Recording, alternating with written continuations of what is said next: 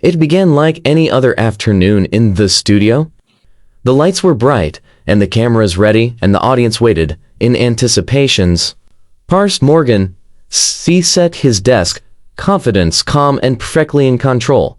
He'd done this 1,000 times before, interviews, debates, arguments. He knew how to handle them all.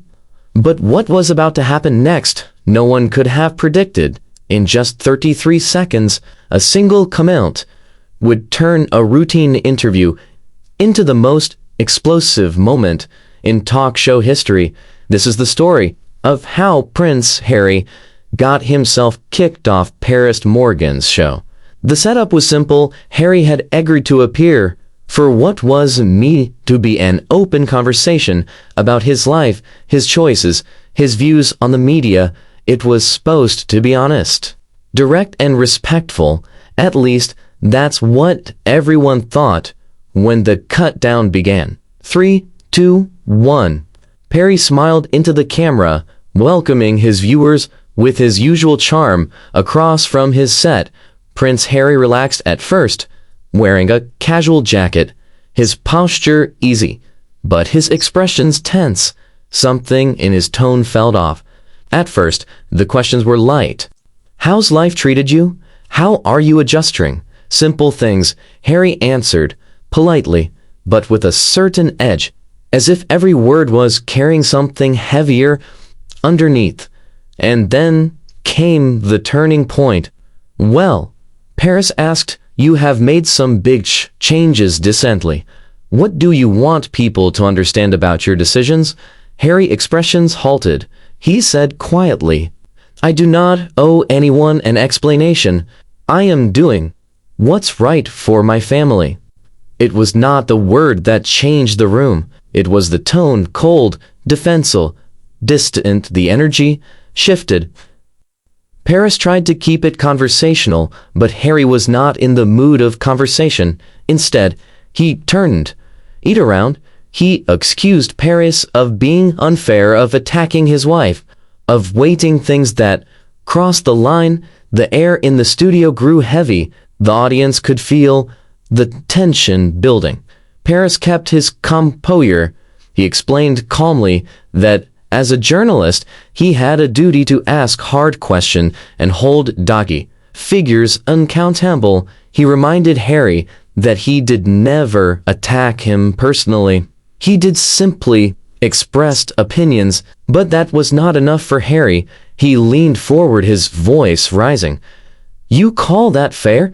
You have made my wife out to be a villain. You have made all our lives hell, and you think that's journalism? Guests filled the audience. For the first time, Piers' jaw tightened.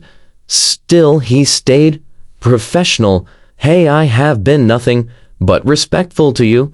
You came here volunteer. If you want to talk, let's talk. But throwing insults, that's not how we do things here.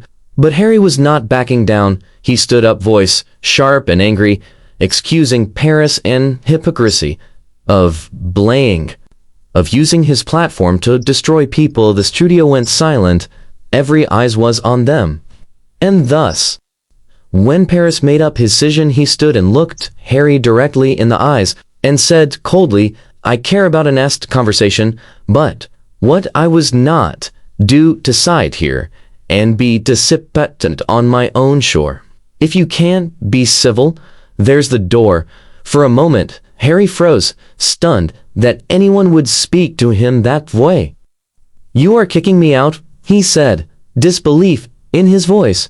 Piers did not hesitate. Yes, you came here to attack, not to talk, so yes, you are done. The audience was in shock. Some whispered, some could not look away. Harry's face turned red. He pointed at Piers, shouting, you cannot handle being challenged. You act tough, but you crumble the moment someone stands up to you. But Piers remained calm, his voice steady. I am enforcing respect. You have insulted me, my word, and my team. There's no discussion. There's abuse. You can disagree, but you can't disrespect. Security appeared quietly at the edge of the stage. Harry saw them and scoffed. "Are you really having me escorted out?" "If necessity," Perry said evenly. "Or you can walk out with dignity. Your choice." Harry glared at him, jaw tight.